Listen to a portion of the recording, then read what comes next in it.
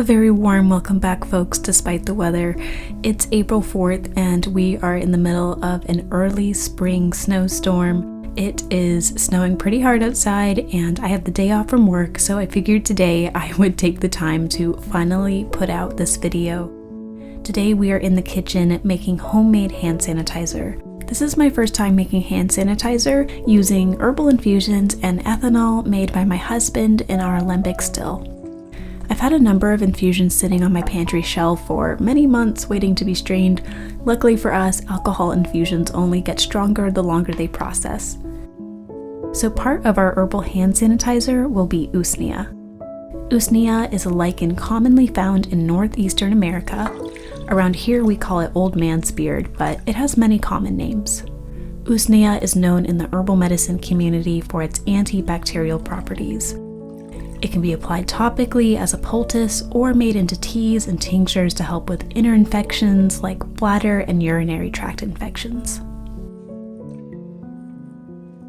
Now that I've strained it, I'll add it back to a clean mason jar until I'm ready to mix it with our other herbal ingredients.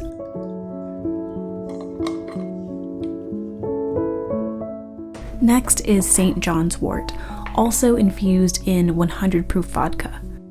While well known for its mood-enhancing qualities, it also has many documented uses for the skin.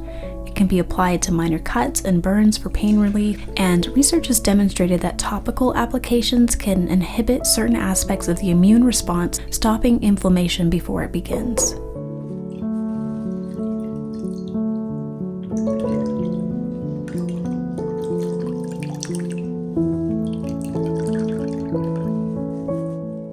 And just look at that beautiful color. St. John's wort is so much fun to work with.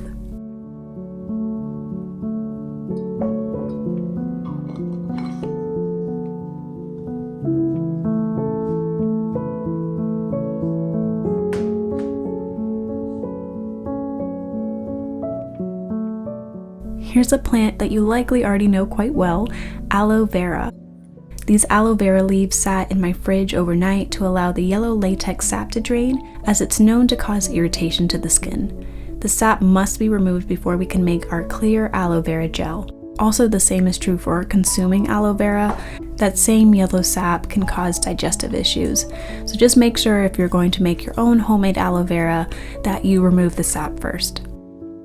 The transparent, jelly-like flesh of aloe vera is wonderful for the skin. I mean, just one trip to the beauty aisle and you'll see all the products that include aloe vera to help soothe and soften and moisturize, from lotions to sunburn gel. We have a healthy and strong aloe vera plant growing on our windowsill, so today I've pruned a few leaves to use in my hand sanitizer. Processing my own aloe vera gel is still new to me, so you'll get to watch me experiment with a few different methods of peeling the skin and straining the gel. If there's anything that you should know about me, it's that I am a try and find out sort of learner, so no guarantees that what I show today is necessarily the best way. So while we're experimenting, I just wanted to mention that I know it's been a while since I put out a video. I've gone through many changes in my life recently and it required me to take a break and step back from video making. We live in such a demanding world and I'm just not one of those people that has endless reserves of energy, so I thank you for your patience.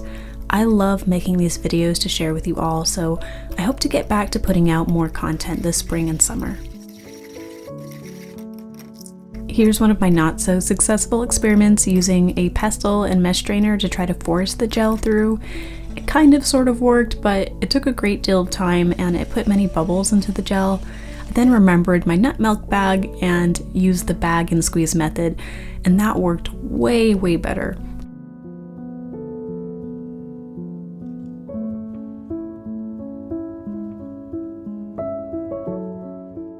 As you can see, the gel is now in a liquidized state without applying any heat.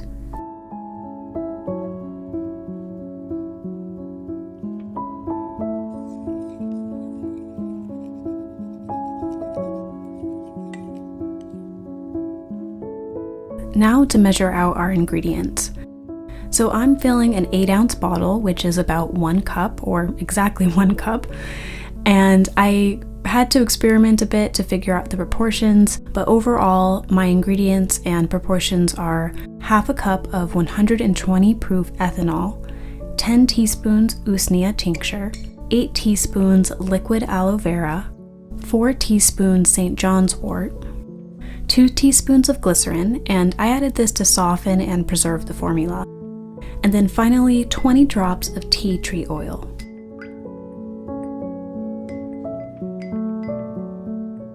So as I mentioned before, this ethanol was made by my husband using our copper alembic still that you can see just in the background. This ethanol is 120 proof and acts as an antimicrobial and antibacterial agent. It's a classic ingredient in hand sanitizer. In fact, during the pandemic, when the CDC was giving advice on how to make your own hand sanitizer, they recommended that you use an ethanol of at least 120 proof or higher in order to effectively kill microbes, viruses, and bacteria on surfaces.